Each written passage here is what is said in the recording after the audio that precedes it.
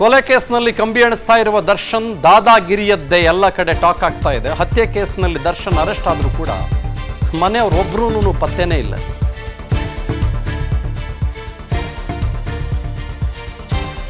ಪವಿತ್ರ ಗೌಡ ಅನ್ನುವ ಹೆಣ್ಮಗಳ ಜೊತೆಗೆ ಸೇರಿದ ಮೇಲೆ ಎಲ್ಲ ಬಿಟ್ಬಿಟ್ಟು ಮತ್ತು ಎಲ್ಲರನ್ನೂ ಬಿಟ್ಬಿಟ್ಟು ದಾದಾಗಿರಿ ಲೈಫ್.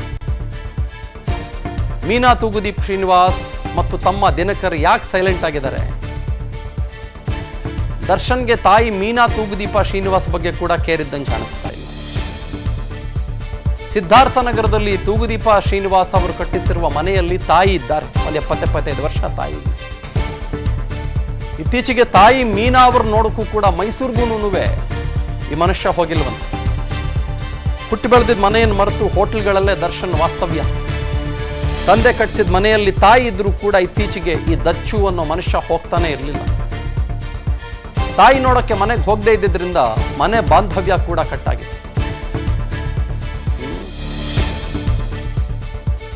ಅಮ್ಮ ಮೀನಾ ಮತ್ತು ತಮ್ಮ ದಿನಕರ್ ತೂಗುದೀಪ ಅವರಿಂದ ಕೂಡ ಈ ದರ್ಶನ್ ದೂರನೇ.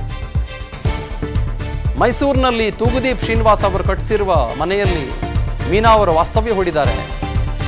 ಇನ್ನೊಂದು ಕಡೆ ಬೆಂಗಳೂರಿನಲ್ಲಿ ಬಾಡಿಗೆ ಮನೆಯೊಂದರಲ್ಲಿ ದರ್ಶನ್ ಅವರ ತಮ್ಮ ದಿನಕರ್ ವಾಸ್ತವ್ಯ. ದಿನಕರ್ ಜೊತೆ 3 ಸಿನಿಮಾಗಳಲ್ಲಿ ಒಂದಾಗಿದ್ದು ಬಿಟ್ರೆ ದರ್ಶನ್ಗೆ ನಂಟೇ ಇಲ್ಲ.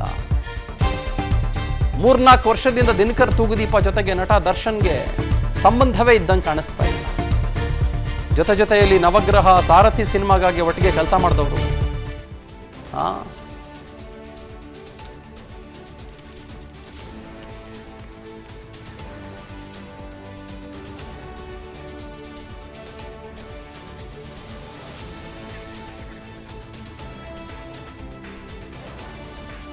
ಅಲ್ಲ ಕಣ ಅಯ್ಯ,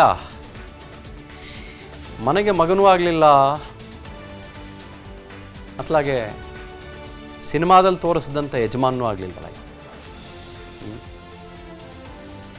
ಇದು ಎಂಥ ದುರ್ಗತಿ.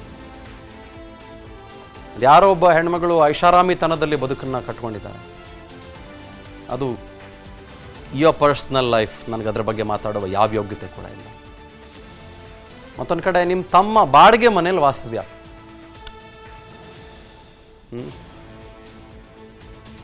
ನಿಮ್ಮ ತಾಯಿ ಪಾಪ 70-75 ವರ್ಷದ ಮಹಾತಾಯಿ. One of the greatest women we have ever seen. Greatest. ಅವ್ರ ಮನೆಗೂ ಹೋಗಿ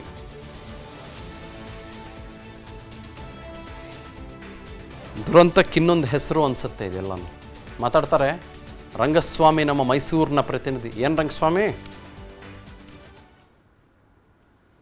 ಚಂದನ್ ಸರ್, ಪ್ರಾರಂಭಿಕ ಹಂತದಲ್ಲಿ ಅಂದ್ರೆ ತೂಗುದೀಪ್ ಶ್ರೀನಿವಾಸ್ ಮೃತಪಟ್ಟ ನಂತರದಲ್ಲಿ 2 ಮಕ್ಕಳನ್ನ ಅಂದ್ರೆ 3 ಮಕ್ಕಳವರಿಗೆ ದಿವ್ಯಾ ಅನ್ನುವಂತವರು ದರ್ಶನ್ ಅವರ ಅಕ್ಕ, ಈ ದರ್ಶನ್ ಮತ್ತು ಇವರ ತಮ್ಮ ದಿನಕರ್, ಈ 3 ಮಕ್ಕಳನ್ನ ಪೂರ್ತಿ ಜವಾಬ್ದಾರಿ, ಈ ಮಕ್ಕಳನ್ನ ದಡ ಸೇರಿಸುವಂತಹ ಜವಾಬ್ದಾರಿಯನ್ನ ಮೀನಾ ತೂಗುದೀಪ್ ಅವರು ವಹಿಸ್ಕೊಂಡ್ರು. ಅದಕ್ಕೆ ಬೇಕಾದಂತಹ ಹಲವಾರು ಬೇರೆ ತರದ ಕೆಲಸಗಳನ್ನ ಅಥವಾ ಬೇರೆ ರೀತಿಯ ಆದಾಯಗಳನ್ನ ಮಾಡುವಂತಹದ್ದು, ಮಕ್ಕಳನ್ನ ಹೇಗಾದ್ರೂ ಮಾಡಿ ಓದಿಸ್ಬೇಕು ಅಂತ ಮಾಡಿದಂತಹ ಅವರ ಪ್ರಯತ್ನಗಳೇನಿದ್ವು, ಅದು ಎಲ್ಲದರ ಫಲವಾಗಿ ಒಂದು ಹಂತಕ್ಕೆ ನಟ ದರ್ಶನ್ ಸಿನಿಮಾ ರಂಗಕ್ಕೆ ಎಂಟ್ರಿ ಆಗ್ತಾನೆ.